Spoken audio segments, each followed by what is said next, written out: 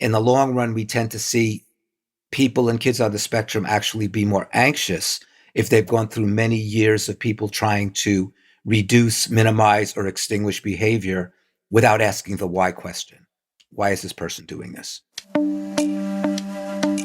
How has reframing the conversation about autism changed the support neurodivergent people receive?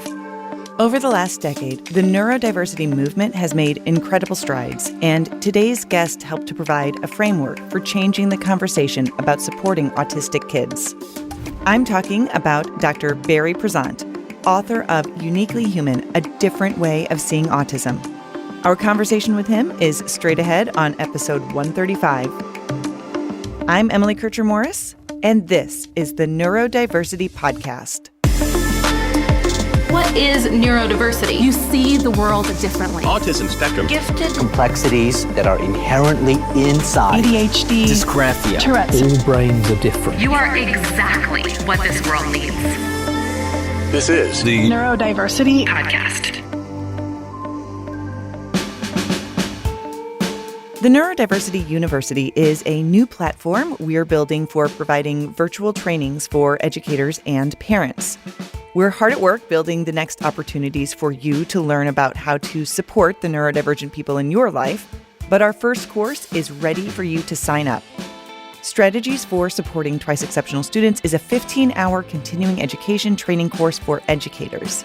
Go on over and take a look at neurodiversity.university or find the link in the show notes for more info. Our conversation with Barry Prizant is next.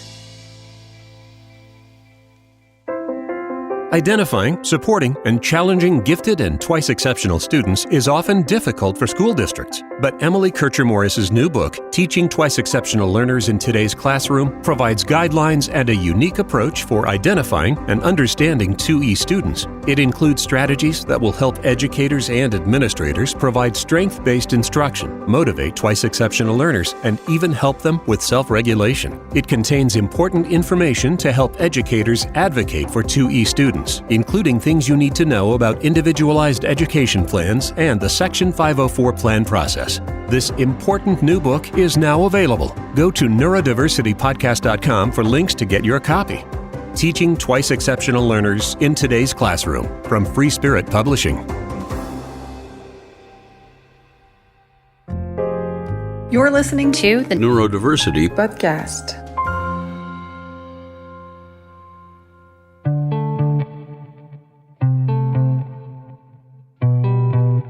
Today, I'm excited to welcome Barry Prizant, author of Uniquely Human, A Different Way of Seeing Autism, to the podcast. So, Barry, thank you so much for taking the time to talk to us today. Thank you, Emily. It's a pleasure to be with you. I have to start off by telling you a quick story that I think you will appreciate. So, I have a consultation group with several other neurodiversity-affirming therapists. And during our meeting this month, our topic was bringing books that have influenced us in our work and our clients. And out of the 7 of us that were there that day, 3 of us planned to share about your book and about how it's such a great tool to share with families of autistic kids to really help them understand their kids better. Yes, well, that's terrific. And that's what I was hoping to accomplish when it was first written. And that's to really reach out to parents and to reach out to a very broad range audience, because so much of my work prior to that was more academic, peer-reviewed journals, quote-unquote scholarly volumes. But it's so important to reach everybody. The consensus that we reached in our group was it does such a great job of normalizing the experience and helping people to see autism through that different lens, a different way of seeing autism. But it truly, I think, accomplished that goal. And I feel like parents who I've shared that with, they just get so much out of it in order to then move forward with their kids. So you mentioned that you did some academic work prior to that. Tell me a little bit more about what brought you to write the book in the first place. Well, it was basically what I just kind of said very briefly. And that is, I knew that my work was accepted, was acknowledged, was valued in academic circles. And that has to do with the research we've done on everything from echolalia to emotional regulation to so many things that are being looked at differently, finally, in autism. But I also knew, having worked with parents for decades and decades, I mean, we do a parent retreat weekend that we've done for 25 years now. I knew that a lot of my work was not reaching people outside of kind of the academic circles in autism, and the therapy circles and the educational circles. And the other thing was that I always learned by stories, by listening to other people's stories, listening to parents' stories, listening to the stories of autistic self-advocates. And so I documented many stories for many years. And my wife, who's a psychologist, nurse, and bioethicist, but not in autism, she said to me, why don't you just write a book of your stories and make the points that you want people to take away from those stories? And I had no shortage of stories to tell. So when people say, well, what is uniquely human? What's the book like? I say it's a storybook. And hopefully if people can extract what I'm trying to get across, some of it is infusing research into the stories. That's what my goal was, to make it credible, to make it evidence-based, yet at the same time to make it engaging, with dozens and dozens of stories. And now with the second edition just came out 2 months ago, with many, many more stories of adults whom I've known for decades. So if people could grasp onto bits of what I think I've learned, that's what it was about.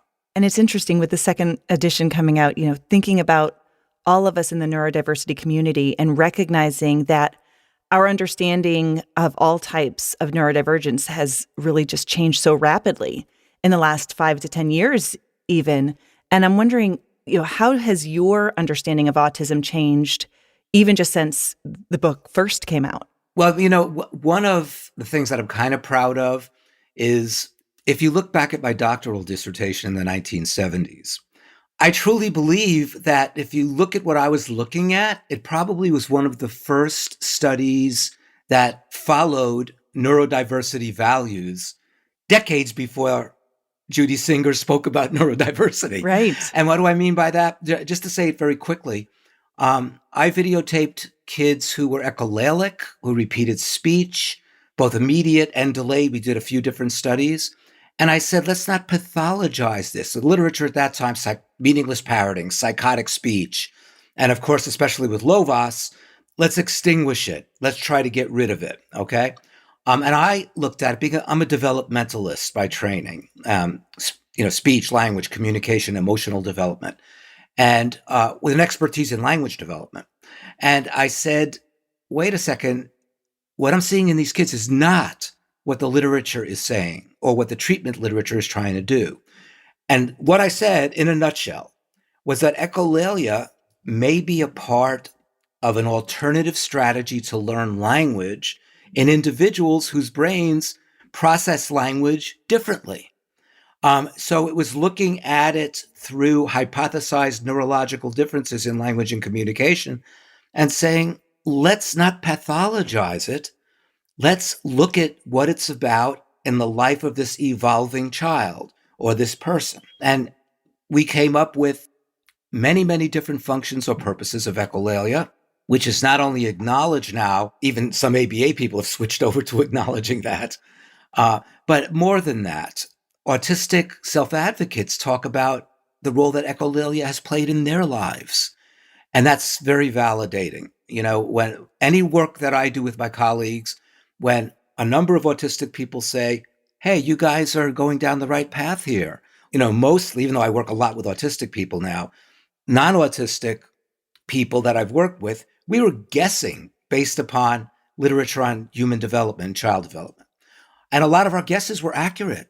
Such things as so-called self-stims. We've written about this for decades as being ways to self-soothe or calm or self-regulate.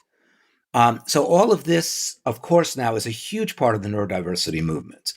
I feel like we're just kind of one cog in the wheel of riding the wave of neurodiversity with other people such as, of course, Steve Silberman, who's become a good friend with Neurotribes, so many self-advocates writing about neurodiversity now. So I feel there's this wave of change that's happening. Just going back to the echolalia for a minute, can you describe that a little bit more, maybe give some examples in case some of our audience isn't familiar with that term? Absolutely. Echolalia, in general, just means repetition of speech. If a child repeats something immediately, so you say to a youngster, "That's a nice hat," and the youngster goes, "That's a nice hat," that's immediate echolalia. When a child or a person repeats things they've heard previously, it could be a TV commercial, it could be a conversation that mom and dad had at home the night before. Sometimes utterances or sentences that have very strong emotive content become kind of the target of echolalia. But the purposes are many. It serves many, many different functions. So, for example, one function that we weren't looking at in the 70s, but now is a big issue, is emotional regulation. So if you see a youngster go into a new setting and says, "Don't worry, it's okay, everything's okay, we're going to have a fun time now," because that youngster had been told that maybe in strange settings, maybe he or she is using that to calm themselves or to reassure themselves or to regulate or to, decrease anxiety. Mm-hmm. That's just one example. You could say to a child, "You want a cookie?" And the child says, "You want a cookie, a big cookie." That would be echolalia, adding on some information to that. By the way, the term scripting is used more commonly now for what we used to call delayed echolalia. And that is repeating things in a delayed manner that have been heard previously. It could be anything from memorizing songs to a child, in his bed at night going through all the routines of the day. So many examples that I can give. But the important thing, and this is a theme of my book, Uniquely Human, is if we see a child doing something that we're not sure of, or a person doing something we're not sure of, it could be, repetitive behaviors known as stims. It could be echoing. It could be so many things. We have to ask why. We just can't say, "Oh, that looks different, therefore we need to extinguish it or get rid of it." Mm-hmm. And as a matter of fact, there's some emerging research that's saying that efforts to extinguish or minimize natural patterns of behavior of an autistic person may lead to secondary anxiety disorders. That in the long run, we tend to see people and kids on the spectrum actually be more anxious if they've gone through many years of people trying to reduce, minimize, or extinguish behavior without asking the why question. Why is this person doing this? I think that's so key. That's like such a big part of what ends up getting missed. One of the important pieces that I feel like I use a lot when I'm supporting my autistic clients and their families really relates to some code breaking and some translating between neurotypical and neurodivergent communication styles. Yes. One of the key components that I see with that a lot of times is, having that communication and having that connection is really about establishing a baseline of trust. Mm-hmm. And I'm curious if you can share a little bit about how you think that trust is such an integral part of those relationships. Yes, yeah. And, let me give credit where credit's due. I guess I've always been speaking about the importance of developing a trusting relationship with people we work with our children, with our adult friends on the spectrum. But a dear friend of mine, Michael John Carley, who's very big in the neurodiversity movement. As a matter of fact, he just got a new position, editor-in-chief of Neurodiversity Press, which is going to be, it's a brand new publisher, and it's going to be focusing on neurodiversity-oriented books. But Michael and I have been friends for many, many years, starting with when I invited him to speak at one of our conferences a number of years ago. And Michael, when we became friends, he spoke about the issue of trust. And a very famous quote from Michael is, "The opposite of anxiety isn't calm or being calm. The opposite of anxiety is trust." That if you trust people you're with, if you trust the setting that you're in, that it's not going to, be filled with all of these, what my dear friend Stephen Shore says, sensory violations. It's not going to be loud noises or things that are unpredictable. And the third thing that I talk about in Uniquely Human, I talk about trusting other people, trusting activities and settings in your life. And the third thing is trusting your body. Again, these are things we can all relate to. Many people who, for example, very unfortunately may have forms of cancer, they talk about they can't trust their body anymore because their body is attacking itself. And that's what cancer is. Or if, we go for a long hike and our knees feel kind of a little bit stressed. Oh, where's that coming from? I don't know.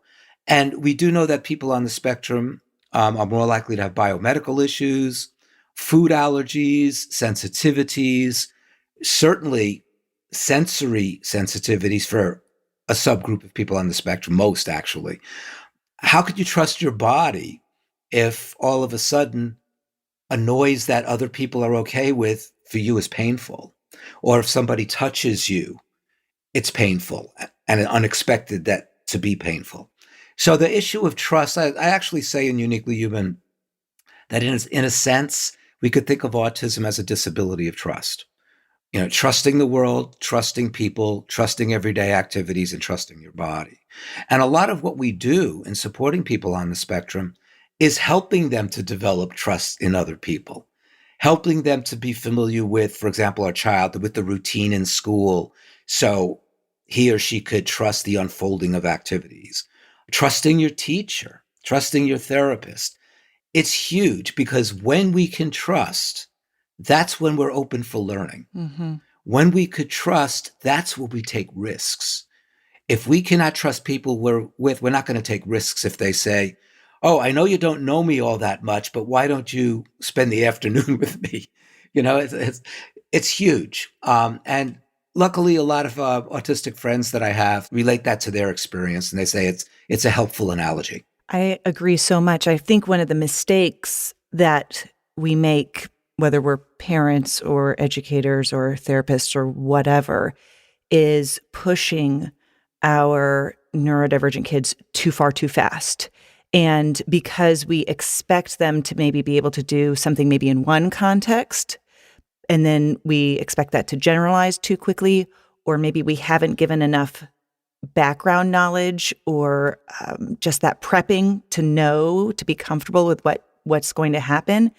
And I find that once that trust is broken, it's really hard to get it back. Yes, absolutely. And that's such an important point, Emily. It's, there's a quote that I use. I do a short little presentation on trust issues, developing trust. And the quote is that trust must be earned. Too often, educators, therapists, not so much parents, but educators and therapists assume that, okay, like myself, I'm a speech language pathologist, CCC-SLP, or I'm an occupational therapist, or I'm a teacher. And automatically we assume the child should trust us.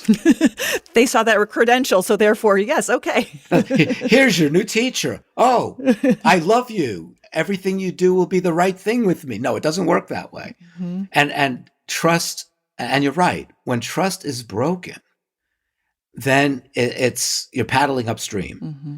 You really have to work hard to get that back. So even the most wonderful, kindest teachers and therapists, when I give workshops, I say, how many people here have ever been the primary reason that one of your students has been pushed into a meltdown? And everybody raises their hand. And I say, listen, you're not bad people. And probably the intentions were good. You wanted that youngster to sit just 5 more minutes in that classroom, okay? Or you wanted that child to wait just 3 more turns to go on the swing, okay? And the intentions are good. We want to help a child learn how to wait or to be able to process information in the classroom. But if we push that boundary too far and we don't read the child's signals that they're about to go into a meltdown, then is that child going to think, oh, this person's going to be a safety net for me, or this person will never push too far? And that might lead to that child saying when they see you, I'm not so sure about this person anymore. You're absolutely right. Mm-hmm. That when trust, and then think about this. What about when trust is violated over and over and over again? Then the child develops what we refer to as negative emotional memories that become attached to that person. And again, this isn't kind of mystery autism, neurodiversity stuff. We avoid people who we've had persistent negative experiences with because we know that being with that person likely will result in stress or even maybe not an overt meltdown, but certainly a lot of dysregulation. And then what happens? The next step is that gets interpreted as defiance or bad behavior if it's not being seen, because then it's resistance or demand avoidance or whatever. And it's because there's that perceived threat, that fear and that anxiety.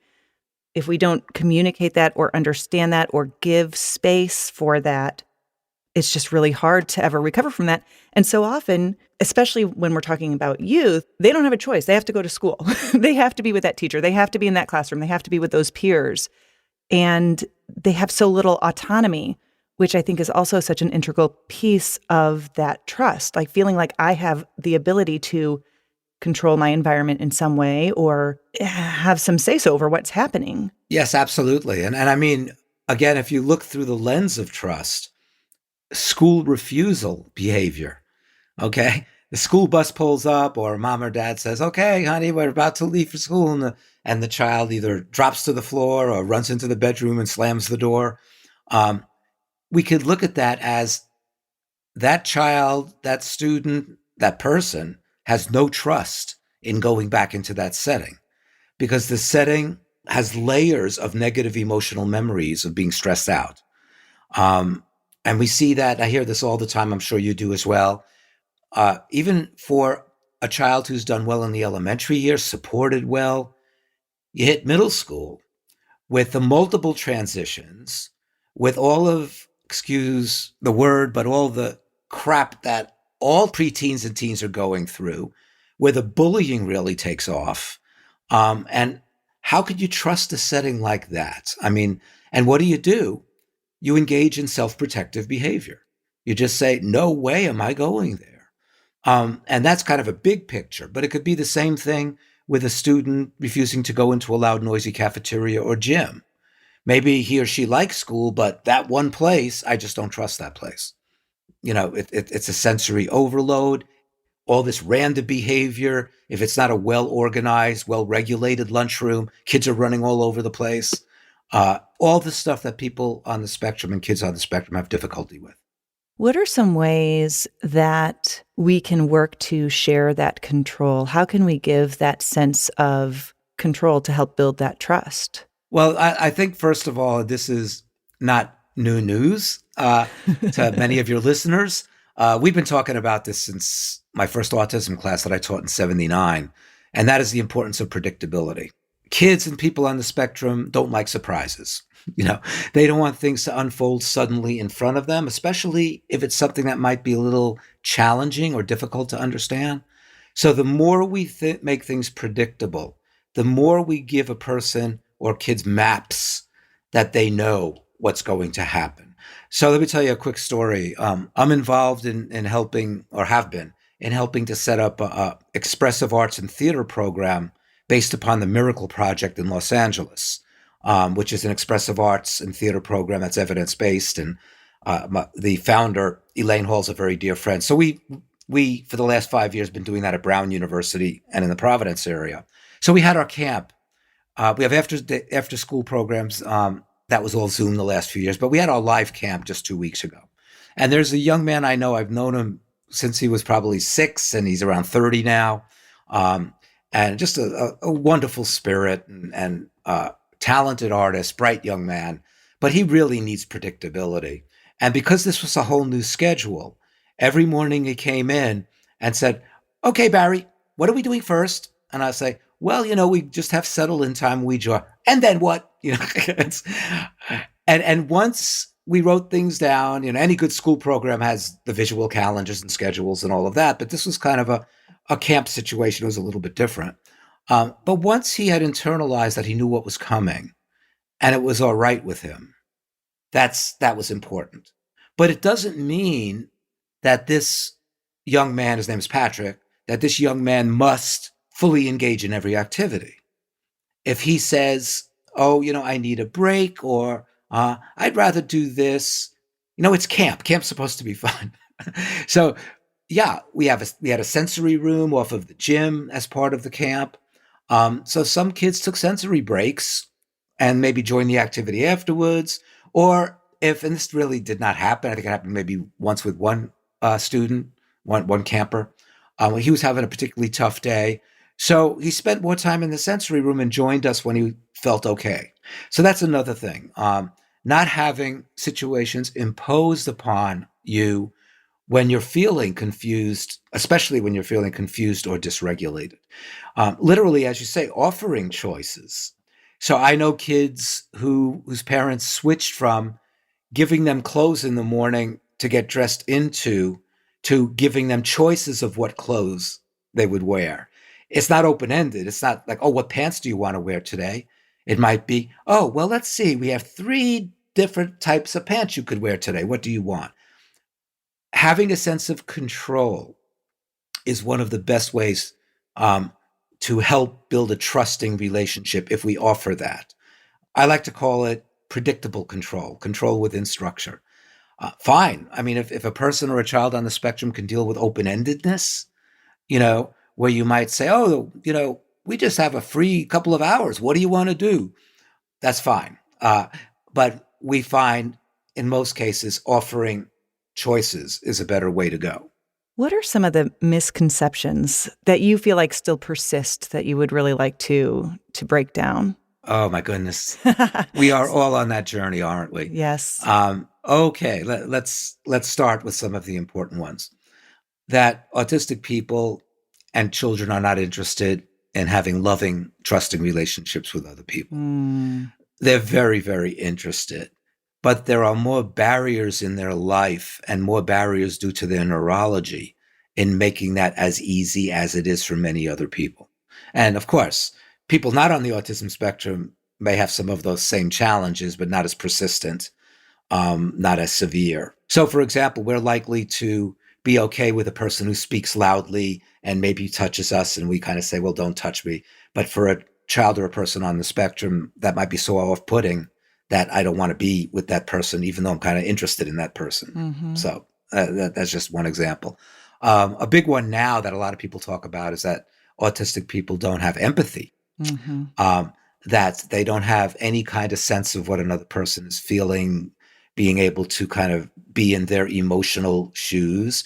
They may not be able to fully articulate that, or their empathic reaction might be a little less conventional.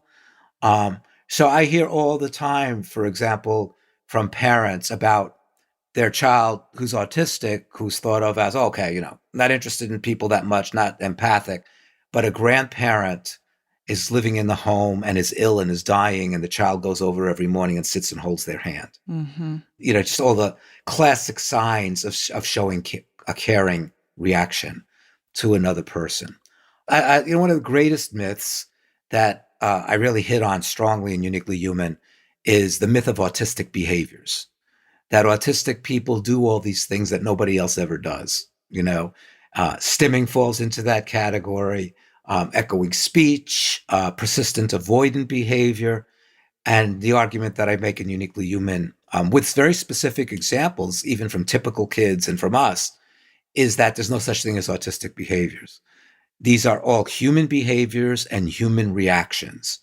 And by saying, oh, that's just an autistic behavior, that's stimming and that rocking, or that's staring at his fingers, or running in circles, or whatever it might be, or the echoing. Once we say it's an autistic behavior, that's one step towards pathologizing it. And many of your listeners are probably too young to remember, but in the 60s and 70s and even a bit into the 80s, when behaviors were pathologized, it allowed researchers to do all kinds of awful things for behavioral patterns that really were, in some cases, of no great consequence. So how do you stop a child from rocking? How do you stop a child from staring their fingers? People in the early days were using shock to stop that, okay? Or maybe less directly painful, but certainly possibly traumatic, whole series of studies with aversive stimuli, like put a child in a room. And if a child starts rocking in his chair, you shut the lights off and leave the child in the total dark, okay? My point is that once you start saying and othering autistic people and othering the behavior, othering meaning that, oh, only they do it, nobody else does it, it's pathologized, it gives you a lot of permission. Now let's talk about what's happening now still, okay? A child is having a difficult time, maybe a meltdown for some reason. It could be he's feeling pain or loud, unexpected noise, falls to the ground and starts screaming, okay? A very popular approach to any undesirable behavior is planned ignoring, which means you have a plan. When you see that behavior, you turn away, you give no attention, you ignore it. The justification comes from very traditional behavioral notion that for operant conditioning, oh, if you give that child attention, you're just going to reinforce that bad behavior and the child will do it more often. Would we ever ignore a child who's highly dysregulated, who's not on the spectrum, who's having a meltdown due to circumstances beyond their control? And that's where the whole notion of relationship-based approaches come in.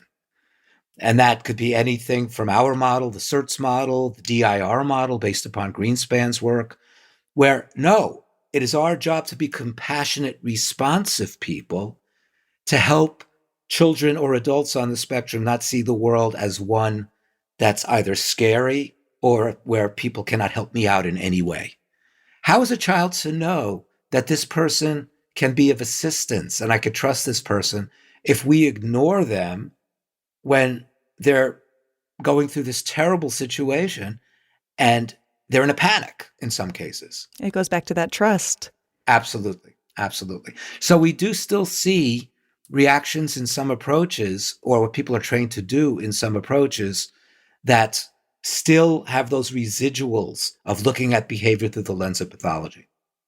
Well, this has been just an amazing conversation. As we wrap up, I have one last question for you. Sure. If you were talking to a parent who had a newly diagnosed autistic child, what words of advice or hope would you give to them?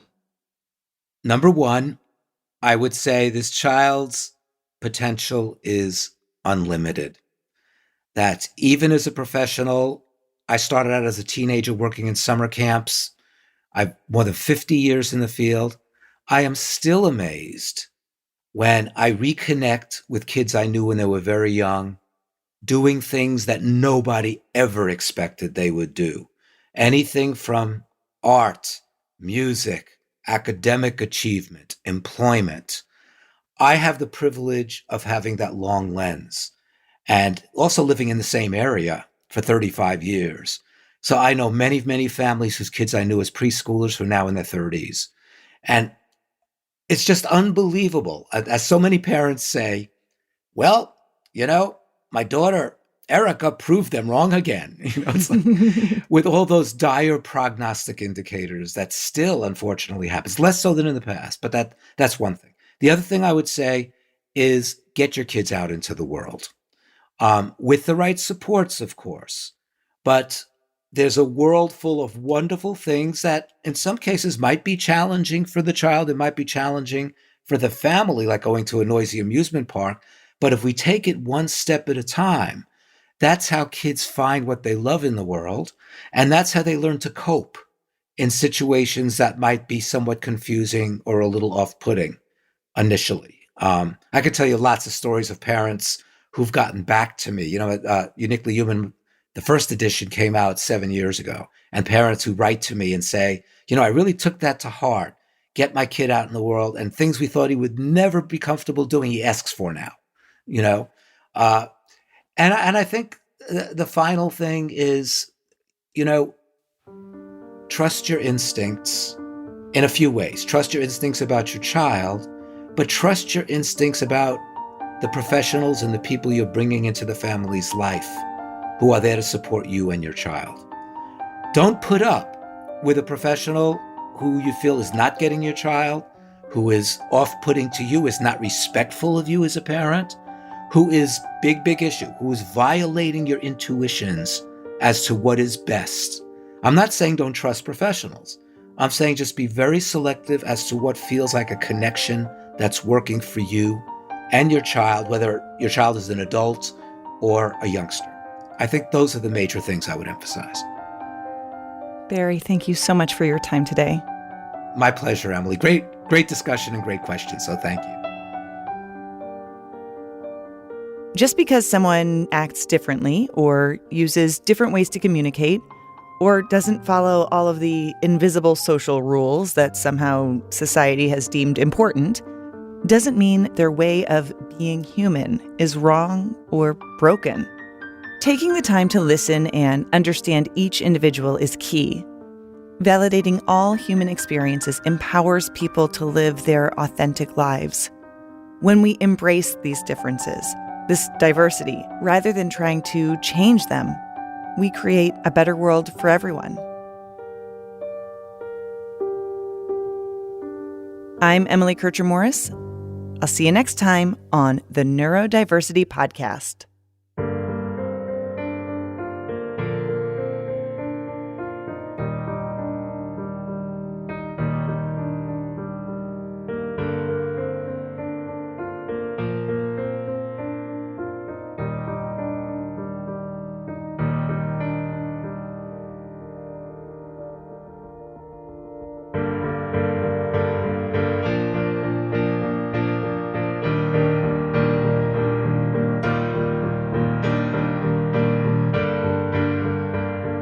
Thanks again to Barry Prizant. We have links to his book and website on the episode page at neurodiversitypodcast.com. Also, we would like to say thank you to Laura, to Aurora, to Wendy, Julian, Mel, Sabrina, RJ. All of them are Patreon patrons and support us at patreon.com/neurodiversity. Our host is Emily Kircher-Morris. Our social media and production assistant is Krista Brown. The executive producer and studio editor is me, Dave Morris. For everyone here, thanks for listening. We'll see you next time.